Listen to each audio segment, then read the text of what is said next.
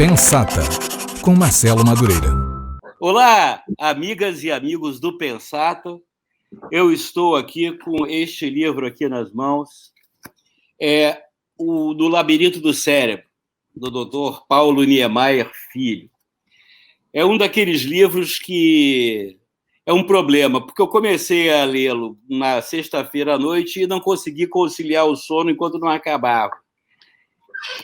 É um daqueles livros que devia ser recomendado aqui. Atenção, não comece, né? Porque E quando ele está se aproximando do final, você fala, puxa, que pena, o livro tão bom já está acabando. O Paulo Niemeyer, que eu tenho o privilégio de ter como amigo, e é um cientista, neurocirurgião, eu acho que dispensa qualquer apresentação, mas essa faceta dele enquanto escritor, eu já tinha visto um outro livro dele sobre a profissão do médico, e o Paulo Niemeyer nos fez esse presente de escrever aqui, fazer numa linguagem agradável, clara, límpida e cheia de casos interessantes, nos descrever, nos informar, nos instruir sobre o que é esse, até então, tão misterioso cérebro humano. E aí ele topou bater um papo aqui comigo hoje, no Pensata, sobre esse livro. Muito obrigado aqui por dividir conosco esse seu tempo tão precioso para falar um pouco desse novo livro aqui. Não? Marcelo, eu que agradeço estar aqui, é uma honra, viu? E ter um leitor como você, tão gabaritado, elogiando o livro, só pode acrescentar e me deixar mais feliz. Me deu muito trabalho fazer esse livro, levou muito tempo. Um livro que só tinha tempo de escrever aos fins de semana. Então, foi uma coisa que foi sendo feita aos pouquinhos. Levei 2 anos para acabar. Às vezes eu parava, achava que o livro não ia ter fim. E, enfim, foi um prazer, no final, ver isso pronto. Mas o interessante, Paulo, é que essa é aquela obra, né, como se diz, fica para os pósteres, né? É um marco, porque eu já li alguns livros sobre o funcionamento do cérebro e tal, mas nenhum deles foi tão esclarecedor e tão, assim, claro, límpido para um leigo, né, como eu, sobre os avanços, a história, enfim. Isso aqui é um presente para o leitor e provavelmente, né, a ciência avança. E daqui a uns anos vai também funcionar como um elemento de comparação, né, de quanto avançou a ciência, né, da época que você escreveu, para aqui no futuro, lá no futuro, né, os leitores possam comparar com os avanços da ciência e tal. Mas a primeira coisa que me deixou surpreso, eu sou engenheiro de formação, né, e eu vi uma grande coincidência das nossas profissões. Na escola de engenharia dizem que o mais importante que resolver o problema é identificar corretamente o problema. E acho que a primeira coisa que eu aprendi nesse livro aqui é que o mais importante, talvez, do que o tratamento é o correto diagnóstico. Estou errado? Não, está certíssimo. Até porque o tratamento só dá certo se o diagnóstico estiver correto, né? Então, a gente vê muita cirurgia feita, muito bem feita, com capricho e tudo, mas com um péssimo resultado, porque não era um caso bom para aquela cirurgia. Então, a técnica é boa se o caso for bem escolhido, se o diagnóstico estiver correto. Isso tudo passa pelo exame do doente, pela escuta, pela expectativa do paciente, e aí é que vai a escolha da cirurgia, que, se for mal escolhido o doente, a técnica vai dar errado. Agora, outra coisa que eu observei interessante, né, é a importância da relação médico-paciente e a profunda... O médico tem que ter um senso de observação muito acurado. Quer dizer, não só observar o paciente no seu comportamento, ao abrir a porta do consultório, mas o que está em torno dele, a família... Tudo isso é fascinante, como você vai juntando as peças para elaborar, né, um diagnóstico, para buscar respostas para as suas perguntas, né? Isso é fundamental. porque entra todo um aspecto emocional, psicológico, e a gente, para fazer uma cirurgia de maior gravidade, você tem que estar muito seguro da família, porque os riscos são grandes. Aquele doente que já entra no consultório falando mal de todos os médicos que ele foi antes de chegar a você, é um caso ruim, porque ele certamente vai sair falando mal de você também, né? Então, você não pode propor nada que não seja muito seguro. E, muitas vezes, os tratamentos têm um grau de insucesso, tem um risco de complicações, aliás, tudo, né? Se nós formos ler a bula dos remédios mais simples, não tomaríamos nenhum deles, né? Porque tudo pode acontecer. Mas, quando o doente vem ao consultório, ele não admite outro resultado que não seja a perfeição. É o que acaba dando ao médico mais do que responsabilidade, né? Acaba meio que criando um ente meio teológico ali. Muitas vezes eu explico, olha, eu não faço mágica, eu faço cirurgia. Eu tive um caso muito interessante, que foi um doente com uma doença de Parkinson, era até um doente muito conhecido, uma pessoa de vida pública, e ele já estava não conseguindo trabalhar, nós instalamos um estimulador cerebral profundo, e ele teve uma melhora espetacular. Mas a família ficou sempre assim, meio insatisfeita, porque ainda dava para perceber que tinha uma coisinha ou outra, e eu estava encantado com o resultado. Passam-se uns anos, ele está numa viagem a Buenos Aires e acaba a bateria. Ele vira uma estátua, ele voltou de maca, carregado, eu não podia se mexer. Então, nós trocamos a bateria e ele saiu andando. Nunca mais a família reclamou, ela se deu conta do quanto ele tinha melhorado. A gente não pode fazer a perfeição.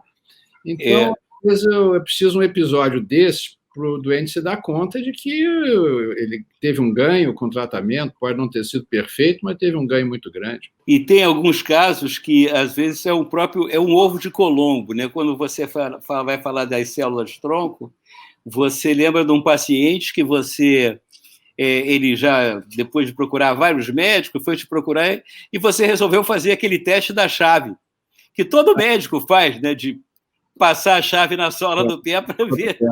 Belinsky, né? Balinski. Esse é o sinal neurológico mais importante. E o Babinski era um neurologista francês da época do Charcot. Ele descreveu esse sinal em metade de uma página. Quer dizer, não chegou a completar a página toda. E ficou para a história. Mas as pessoas não se dão o trabalho de examinar o doente, né? Isso faz toda a diferença. Então, esse caso que eu conto aí foi um deles. Quer dizer, esse doente chegou no consultório com uma mala de exames, todos da coluna, porque o problema era no pé, e quando eu passei a chave na sola, vi que o problema era cerebral, porque Babinski positivo. Então, o exame neurológico ainda é muito importante, todo exame clínico é importante. Você deve pedir os exames complementares de acordo, a seguir do exame neurológico, eles são complementares e não os principais, né? Então, é isso. Com essa pressa e a vida de hoje, as pessoas não têm mais tempo sequer de examinar e de escutar o doente. Isso é que faz diferença. Tem vários aspectos que eu acho interessante que você coloca. Você sabe que eu sempre te falei que eu gostaria muito de ter sido neurocirurgião, porque eu acho assim, eu acho uma coisa realmente você mexer com o cérebro dos outros. Doutor, eu vou ter alta hoje, graças a Deus tá tudo bem comigo, saúde perfeita, eu quero agradecer muito, sabe, doutor? Muito obrigado. Obrigado é o cacete, tá aqui a conta. Poxa, doutor, 40 mil reais? O senhor não faz um desconto para um colega, não? Ah, o senhor é médico? Não, sou ladrão. Né? Você faz vários relatos, inclusive, de procedimentos que se faz, que o indivíduo muda o comportamento, né, em função da lesão. São coisas muito sutis. Mas eu achei uma coisa interessante, é que você logo no início fala, você nem declara isso, mas você está saindo de férias com a família toda dentro do carro, né, todo mundo já na expectativa das férias, e toca o seu telefone, uma emergência, né? E você tem que, enfim, as férias estão canceladas.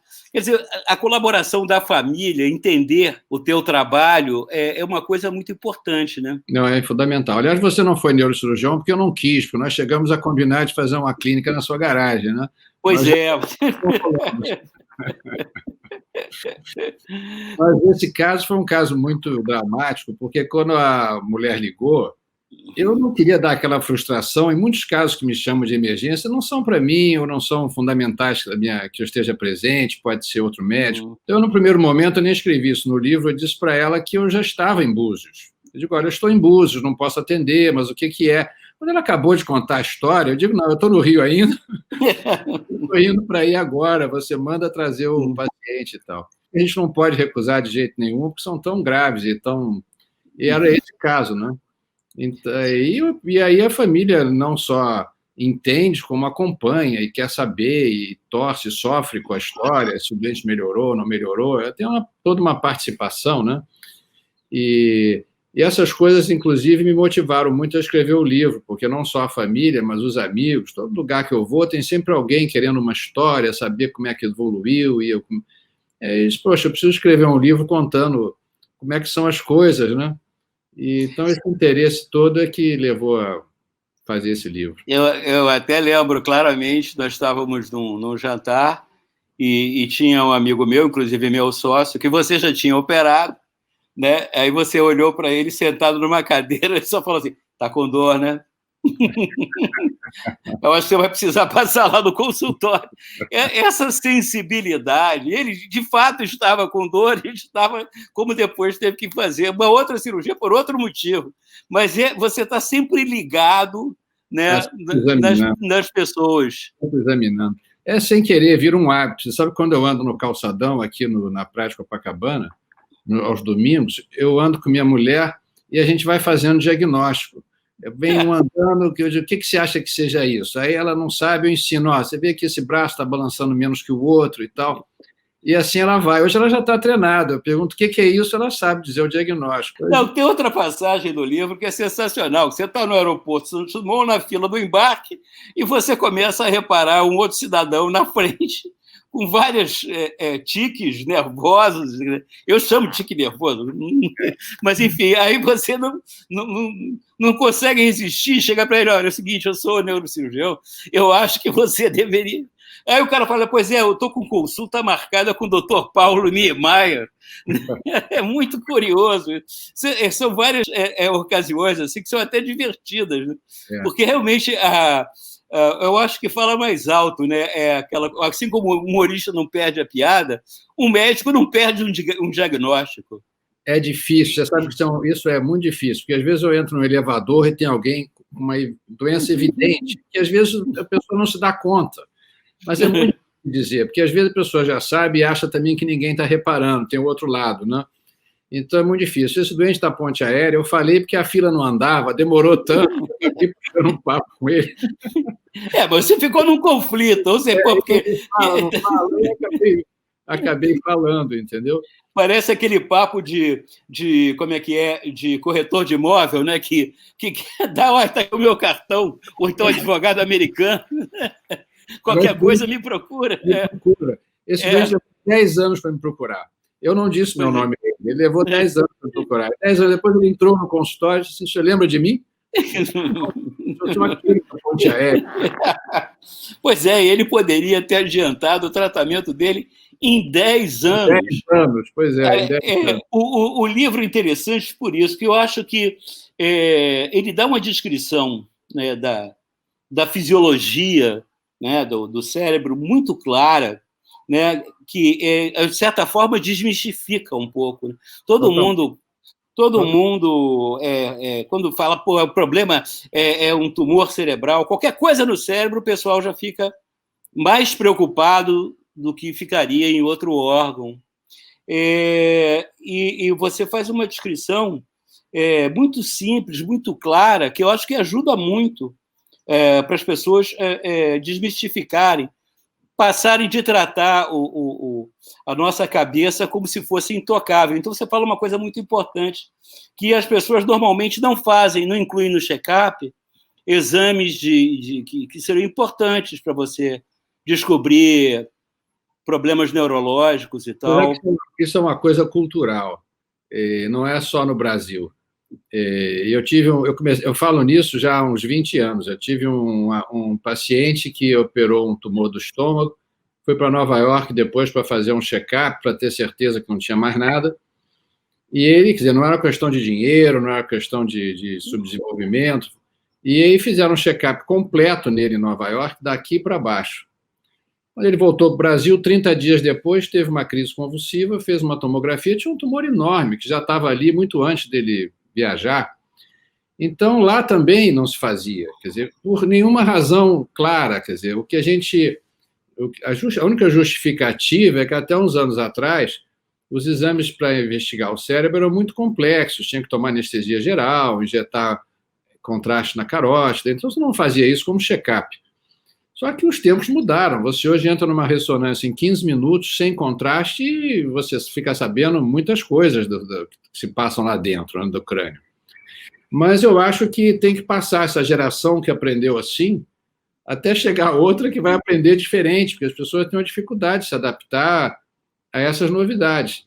Então, eu falo muito nisso, porque não tem cabimento para quem gosta de fazer check-up, ou para quem tem o hábito de fazer check-up, não incluir o crânio, porque é um exame simples, sem contraste, vai te dizer se você tem um aneurisma ou não, por exemplo, que é uma doença que pode te dar uma morte aguda, uma morte súbita, vamos dizer. Não, inclusive, eu não sei se eu estou certo, mas a sensação que eu tive, lendo o seu livro aqui, é que as técnicas de tratamento de problemas neurológicos e tal são cada vez menos invasivos. Aquela ideia de abrir a caixa craniana, né, dissecção total, isso é cada vez menos utilizado, né? Cada vez menos. Hoje nós usamos um aparelho chamado navegador, que te mostra com precisão pelo lado de fora em que ponto está o tumor, no caso, por exemplo. Então, você não precisa mais fazer uma abertura grande para procurar o tumor, você faz exatamente em cima. Isso já reduz muito, né? Então, diminui a agressão, o pós-operatório é mais rápido, você tem menos complicações, você faz estimulações da córtex quando você está trabalhando em área motora, então você estimula aqui no cérebro, vê a mão do doente mexer, então você sabe que aquele lugar você não pode mexer, não pode entrar ali. Então, você tem hoje toda uma tecnologia que te dá muita segurança na cirurgia. E, mesmo assim, a tendência é cada vez operar menos. Eu acho que os tumores cerebrais, daqui a alguns anos, você vai tratar sem necessidade de cirurgia, a não ser em casos excepcionais em que ele possa ser muito grande, mas a tendência é cada vez invadir menos e menos, né? Com a genética, com a engenharia genética, com a imunoterapia, você vai mudar tudo. Eu acho que nos próximos 10, 20 anos vai mudar muita coisa. A outra coisa que eu achei muito bacana do livro, que você, não que desmistifique, mas você explica direitinho, né, o que hoje interessa muito às pessoas, que é Parkinson, Alzheimer, epilepsia, de certa forma, porque principalmente epilepsia é uma doença que socialmente ela é meio excludente, né? Por ignorância das pessoas. É muito estigmatizada e é realmente assustador quando você assiste uma crise convulsiva, né? Mesmo para o médico que está acostumado, quando a gente vê é sempre um momento de grande estresse. E para a família, então, nem se fala. E hoje a epilepsia ela é controlada, na grande maioria dos casos, com remédios, e tem lá 1/3 de pacientes que são chamados de difícil controle medicamentoso. Então, esse 1/3, ele deve ser dirigido para um centro de epilepsia, para uma investigação mais profunda, porque muitos podem curar com cirurgia. Então, hoje já tem alguns anos a cirurgia da epilepsia, e que cada vez mais vai tendo melhores resultados. Então, esses pacientes ditos de difícil controle medicamentoso, eles ainda têm uma chance, que é a chance cirúrgica. Lá no Instituto do Cérebro, aqui no Rio, nós temos um setor de epilepsia só para isso, para receber os casos de difícil controle medicamentoso. E esses pacientes passam por vários exames. Um deles, inclusive, a gente chama de eletroencefalograma vídeo-assistido. Então, tem uma sala como se fosse equipada como um CTI e com vídeo. Então, esse doente ele tira toda a medicação para que ele tenha a crise, é feito um eletroencefalograma de 24, 48 horas, pode ser até mais, e aquilo é filmado. E ele fica ali dentro até que ele tenha a crise. Então, o eletro registra o início da crise, em que lugar em que região do cérebro, isso te dá já uma orientação de onde é o foco da epilepsia. E ele também tem outra função mais curiosa é que, às vezes, você não sabe se a crise é histérica ou se a crise é neurológica, porque quando o doente descreve é tudo igual. Caí, me bati, babei. E é difícil você, às vezes, pela descrição do doente, fechar um diagnóstico. Então, esses doentes vão para lá também. E faz a mesma coisa, tira os remédios, bota o eletro. Então, se o doente tem a crise e o eletro é normal, pronto, é uma coisa histérica, é uma coisa emocional. Então, é muito importante hoje esses grupos de epilepsia para não só diferenciar, mas dar uma oportunidade a esses que têm crise de difícil controle. Eu não quero dar spoiler, não. Aliás, eu não estou dando spoiler nenhum, porque este livro aqui é rico em casos, não só explicação, em casos interessantíssimos, inclusive um de epilepsia, que eu não vou dizer o final, porque o final vocês vão ler no livro, mas é uma moça que mora com os sogros, né, e que tem ataques epiléticos. Né, e aí o doutor Paulo tem um final surpreendente para esse caso, né, absolutamente surreal, né, que só com a leitura aqui do Labirinto do Cérebro vocês vão descobrir, porque é surpreendente, né? Eu acho que talvez só o motorista de táxi ele se surpreenda mais com o exercício da sua profissão do que o neurocirurgião, porque realmente a cada página são descobertas surpreendentes, assim, que às vezes transcendem, às vezes você vira meio que você tem que ter um lado meio que religioso, um lado de juiz, de magistrado, de amigo. É cheio. Eu acho que não deve ter um dia igual ao outro na profissão, não é não, Paulo? Não, é cheio. E essas histórias são histórias que eu tinha muita vontade de contar, porque são únicas. E aí eu fiquei muito feliz de botar essas histórias aí, poder dividir, você está se divertindo com elas, né? E aqui... Pois é. Pena que acabou, já li. Eu quero outro. Agora conta o final da moça. Não vou contar, não. Não, porque tem vários outros casos interessantíssimos aqui e que eu gostaria... eu não vou contar aqui, porque senão vocês não vão comprar o livro, não vão ler o livro, que é o melhor da história, é ler o livro, porque é muito bem escrito. Essa particularidade sua, né, de ter clareza... engraçado, tem dois médicos que realmente eu acho que escrevem muito bem. Você e o Dr. Drauzio Varela. Muito obrigado. Que conseguem realmente, que às vezes a medicina ela pode ser uma coisa muito árida. Se o cara cai, principalmente naquela linguagem técnica, mas, por exemplo, A Vida por um Fio, né, do Drauzio Varela, eu acho que é um livro também excelente de se ler, que não só pelas pessoas que se interessam por medicina, são pessoas que se interessam pela vida. Esse livro aqui é para você que se interessa pela vida. Né? Aqui está a CPU da vida. Né? A central de processamento da vida é o cérebro. E eu acho curioso que você mostra que uma grande ligação com teu pai, que também foi um grande neurocirurgião. Né? E você já adolescente...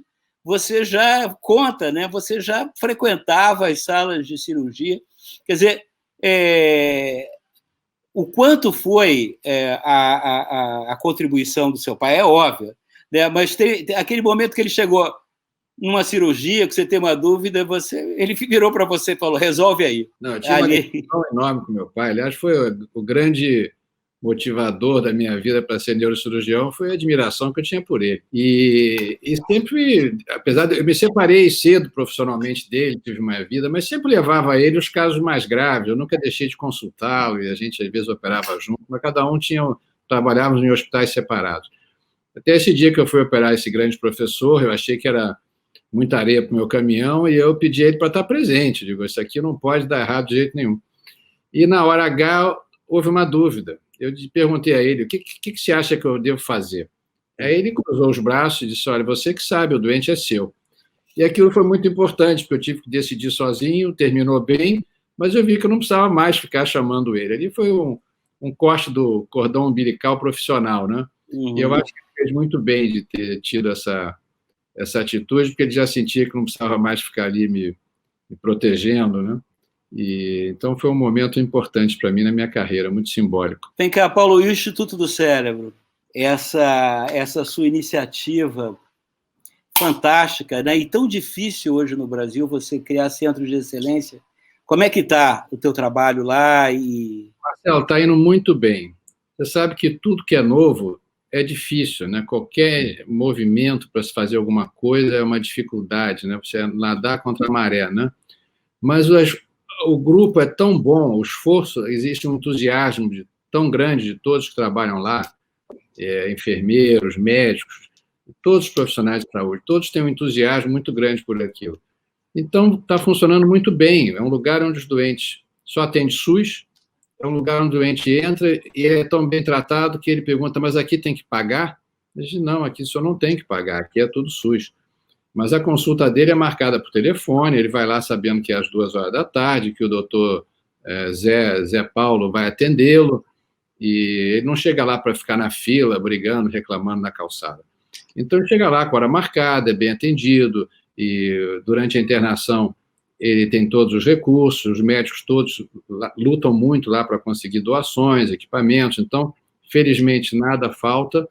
Então, as dificuldades que nós temos são as dificuldades que os outros hospitais públicos têm, de vez em quando atrasa o salário, mas isso a gente não tem como resolver.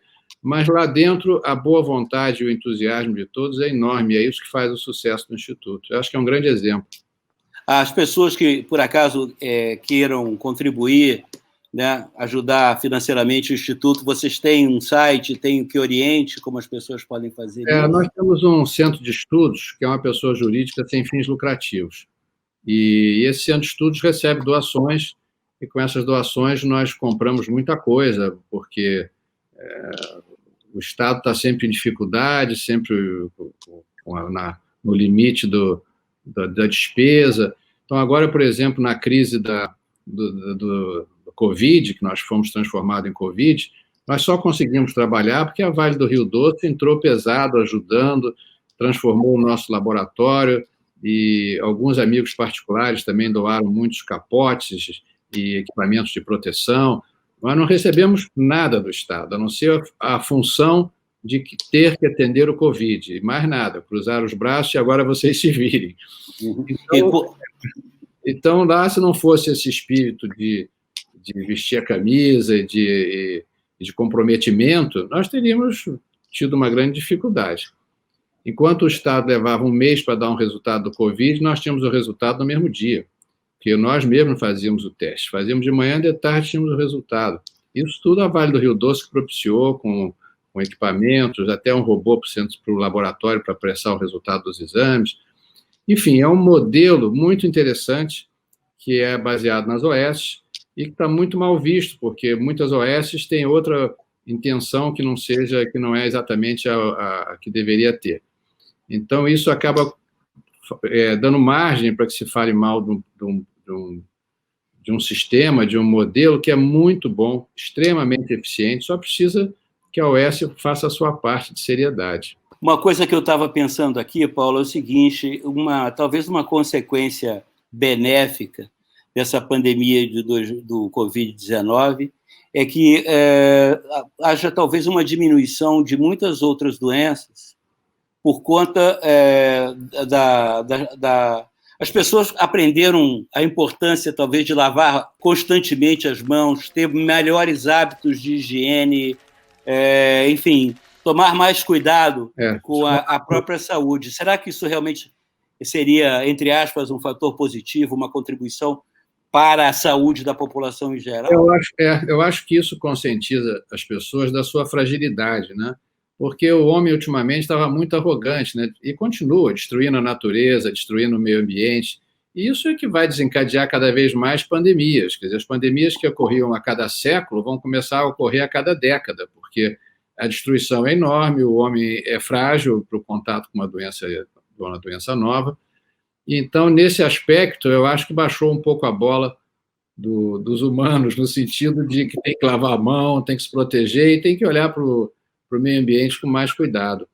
Exatamente. E eu acho que é a ideia de que a nossa saúde diz respeito à saúde também da comunidade, não só da nossa família, todos que estão no entorno. É o que eu falo, eu uso a máscara, não é por minha causa, não, é por minha causa e por causa dos outros. Claro, né? sem dúvida. Eu acho que isso é uma coisa que despertou.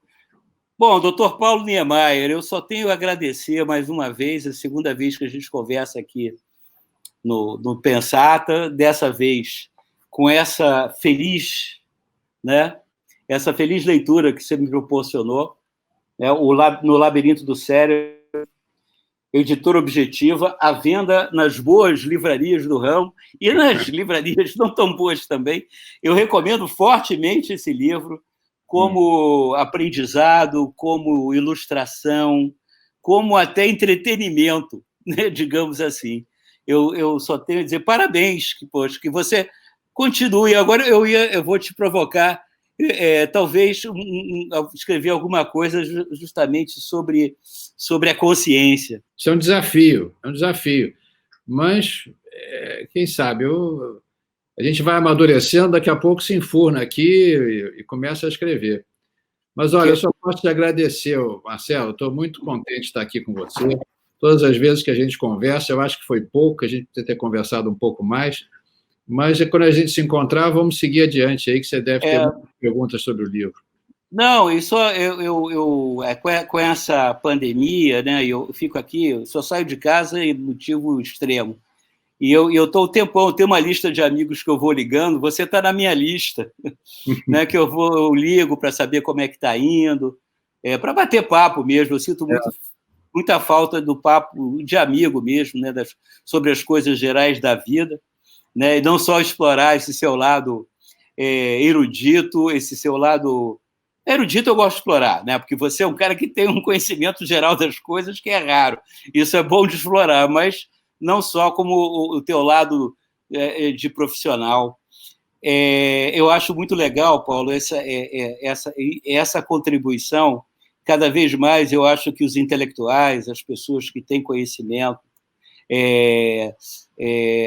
terem a consciência, abandonar suas torres de marfim e vir aqui embaixo na planície dividir conosco o seu saber, o seu conhecimento. Isso não é coisa para qualquer um, não, porque isso tem que ter essa capacidade também de comunicação, né? É aquela coisa, não só conhecer, mas saber contar para os outros, né? Com clareza, né? Falando isso de uma maneira interessante. Eu acho que isso aí é um privilégio. Como se eu sou ateu, mas Deus te conserve assim por muitos anos. E muito obrigado. Muito obrigado mesmo. Obrigado, sucesso, Marcelo. E que esse livro aqui abra as portas da Academia Brasileira de Letras de par em par para você, e aí você fica imortal. Aí você vai fazer cirurgia até o final dos tempos. Valeu, Paulo. Obrigado. Muito obrigado. Um abraço.